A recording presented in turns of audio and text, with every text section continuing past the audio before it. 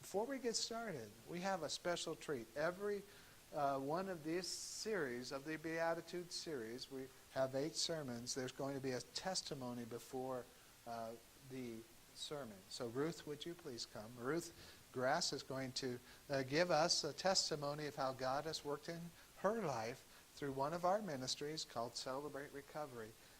And so Ruth, would you share with us? Now, we don't have to go over again.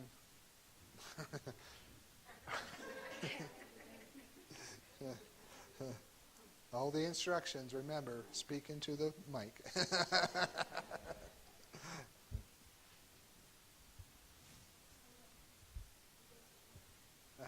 It will.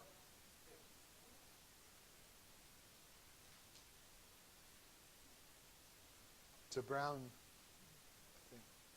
Oh, okay. Hello?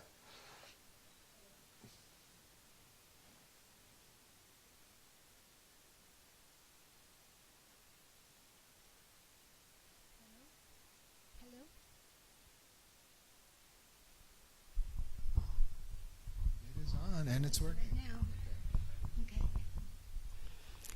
Well, hello. Whoa. I am Ruth Grass, and I'm a very grateful believer in Jesus Christ. A survivor of sexual abuse, I struggle with chronic pain, and I'm working on recovering with codependency.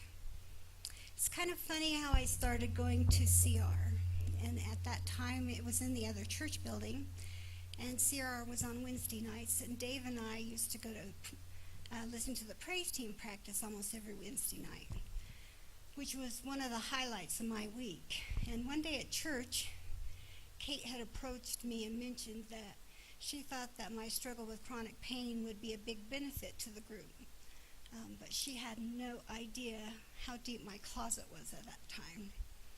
Anyway, I had no intention of ever going. Come to find out, my husband wanted to attend the meetings, and he wanted me to go. Well, I reluctantly said, okay, but if I hate it, I'm walking to the church and listening to the praise team. And I was pretty sure that's what I was going to end up doing. But instead, I was really surprised that night, and the testimony really touched my heart.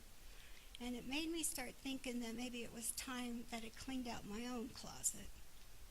And after the group session, we broke into smaller groups. Men went one way and women went the other way. And I sat there and listened to these women open up and tell such personal themes of their lives, both from the past and the present. And it really shocked me how they could just blurt it out like that. And on the first night there, I passed when it came my turn to talk. I had too much in my too much junk in my closet, and I knew if I opened that door, it was going to flood the room. And that was my first night of CR. And I returned the next week and the next week, and I'm still attending, and I have earned my 1-year certificate. Thank you.